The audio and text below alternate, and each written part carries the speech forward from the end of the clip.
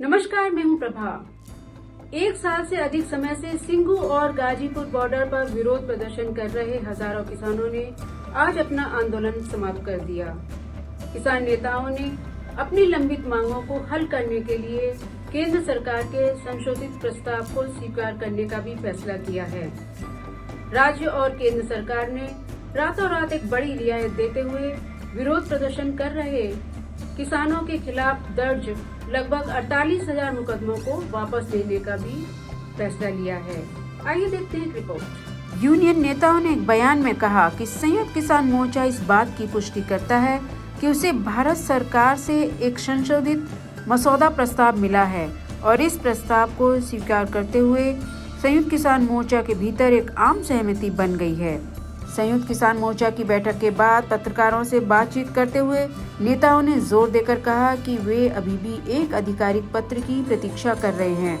हम तब तक प्रतीक्षा करेंगे जब तक हमें सरकारी लेटर हेड पर एक आधिकारिक हस्ताक्षरित संचार नहीं मिल जाता। तब तक आंदोलन को समाप्त करने का कोई निर्णय नहीं हो सकता। भारतीय किसान संघ के महासचिव युद्धवीर सिंह ने ये बयान दिया।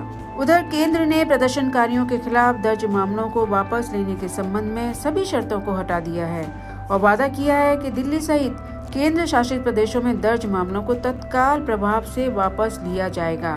किसानों का अनुमान है कि पिछले एक साल में उनके खिलाफ लगभग 48,000 मामले दर्ज किए हैं। प्रधानमंत्री द्वारा घोषित समिति संशोधित प्रस्ताव के संबंध में ये सुनिश्चित करने के लिए विशिष्ट आदेश हैं कि सभी किसानों को न्यूनतम समर्थन मूल्य कैसे मिले। यह भी आश्वासन दिया गया कि सरकार द्वारा एमएसपी दरों पर खरीदी जाने वाली फसलों की मात्रा में कोई कमी नहीं की जाएगी। जैसा कि प्रारंभिक प्रस्ताव में केंद्र ने स्पष्ट किया कि समिति में किसान प्रतिनिधियों में एसकेएम नेताओं को शामिल किया जाएगा। हालांकि विरोध के दौरान मारे गए लोगों के मुआवजे, बिजली विधेयक के मसौदे या पराली जलाने के अपराधीकरण के संबंध में प्रस्ताव के खंड में कोई बदलाव नहीं किया गया था। लखीमपुर खीरी हिंसा में कथित भूमिका के लिए गृह राज्य मंत्री आशीष मिश्रा टेनी को बर्खास्त करने की किसानों की छठी मांग का कोई उल्लेख नहीं था। यूपी के नेताओं में और महाराष्ट्र, जहां मौजूदा एमएसपी खरीद पंजाब और हरियाणा की तरह मजबूत नहीं है, वहाँ इस्तीफे की भावना है कि एमएसपी कानून की उनकी ठोस मांग को इस मुद्दे पर चर्चा करने के लिए केवल एक समिति तक सीमित कर दिया गया है।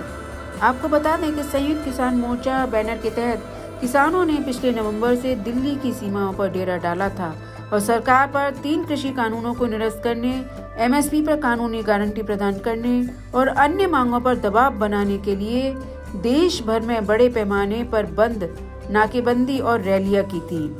लेकिन सत्तारूढ़ भाजपा ने आंदोलन को एक सालगिरह से ठीक पहले 3 कानूनों को निरस्त करने का फैसला किया, जिसमें पीएम ने किसानों से माफी मांगी।